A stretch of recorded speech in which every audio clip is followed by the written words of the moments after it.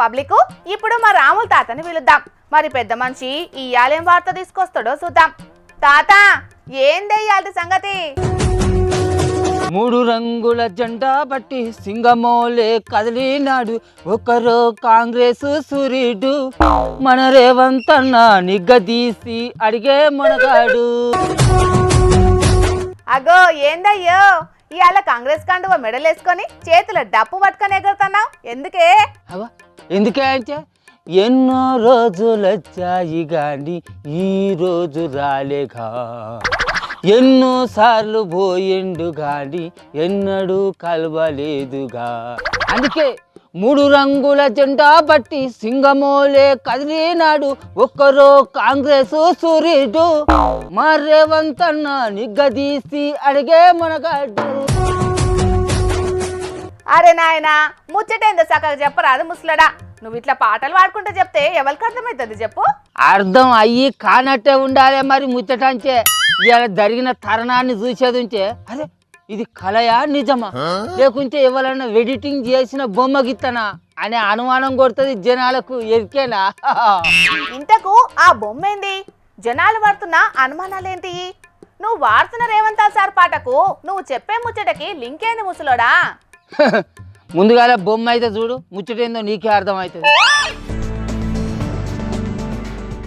అరే నిజమేనే తాత. నిన్న మొన్నటి దాకా రేవంత్ రెడ్డి సారు దగ్గర 40-50 సార్లు ఢిల్లీకి పోయినా కూడా రాహుల్ గాంధీ సారు అపాయింట్మెంట్ ఇస్తలేడట అని మాట్లాడుకున్నారు జనాలు. ఇప్పుడు ఈ బొమ్మను చూస్తేనైతే కలనా నిజమా అనిపిస్తున్నదే. మరిగా అంటావు మా నల్లమల పులిబిడ్డ మూడు రంగుల జెండా చేతబట్టి సింగమోలే దునికిన మా కాంగ్రెస్ పార్టీ సూర్యుడు మా రేవంత్ సారు 49సారి ఢిల్లీకి పోయి అనుకున్నది సాధించిండు. మా రాహుల్ గాంధీ సార్ను కలిసిండు. అరే అబ్బాయిలు ఇక ఇప్పుడు మాట్లాడారా? ఇదేదో దేశంలో మీ చెయ్యి పార్టీ కలిసినంత గొప్పగా చెప్పుకుంటున్నావేంది ముసలోడా? సొంత పార్టీ పెద్ద మనిషి, సొంత పార్టీ ముఖ్యమంత్రికి ఇన్నొద్దుల సంధి అపాయింట్మెంట్ ఇస్తలేడు అనేదే తల ఎత్తుకోలేని ముచ్చట. అసంటిది ఇప్పుడు వాళ్ళిద్దరు ఒక్క మీటింగ్ లో కూర్చోగలనే అదేదో పెద్ద యుద్ధాన్ని గెలిచినట్టు చెప్పుకుంటున్నావేంది? అరే గట్ల మాట్లాడుతున్నావేందా నలికుట్టదానా? రాహుల్ గాంధీ సార్ను కలిసేటందుకు దగ్గర 49 సార్లు ఢిల్లీకి పోయిండు మా రేవంత్ అన్న.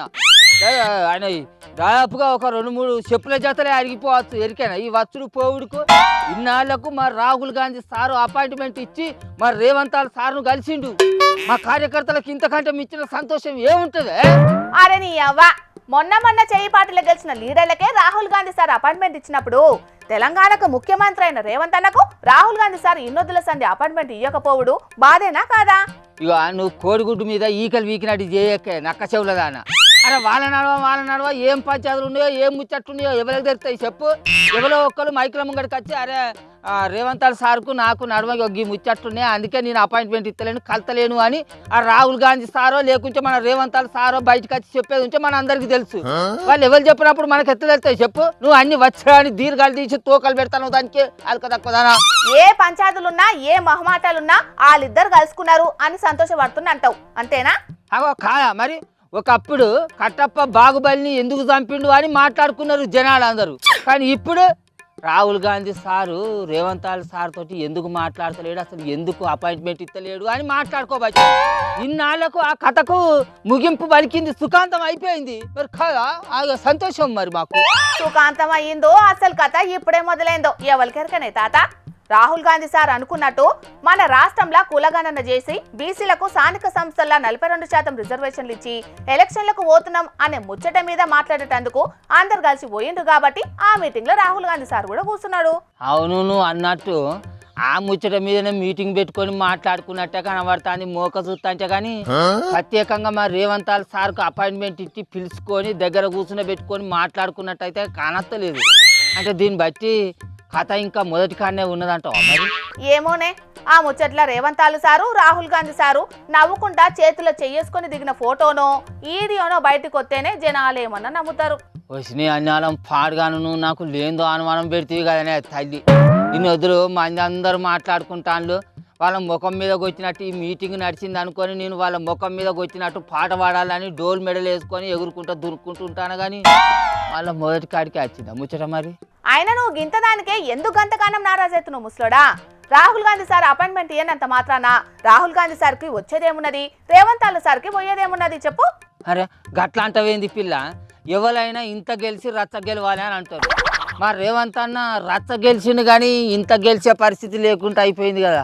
ఈ ముచ్చట మాకు మా చేయిపాచి కార్యకర్తలకు ఇజ్జత్ అనిపించదా? నువ్వేం నారాజ్ గాకే తాత, రాహుల్ గాంధీ సారు మన ముఖ్యమంత్రి రేవంత్ అల్ల సారు జల్దీనే కలుసుకుంటారు. నీ ఆశ కూడా నెరవేరుతుంది.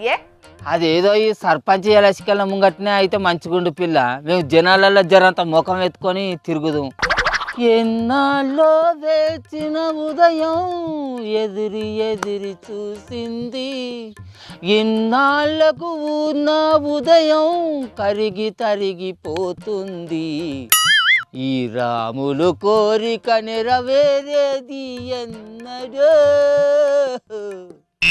చాలా రోజుల తర్వాత రాహుల్ గాంధీని సీఎం రేవంత్ అన్న కలిసినందుకు సంతోషపడాలనో, లేకుంటే ఇప్పటికి సుతం మందిల్నే కలిసిండు గాని ఒంటరిగా కలిసి మాట్లాడేటందుకు, లేకుంటే ఓ ఫోటో దిగేటందుకో ఛాన్స్ ఇయ్యలేదని బాధపడాలనో సమజ్ కాకుండానే ఉన్నదట కొంతమంది చెయ్యి పార్టీ లీడర్ల పరిస్థితి.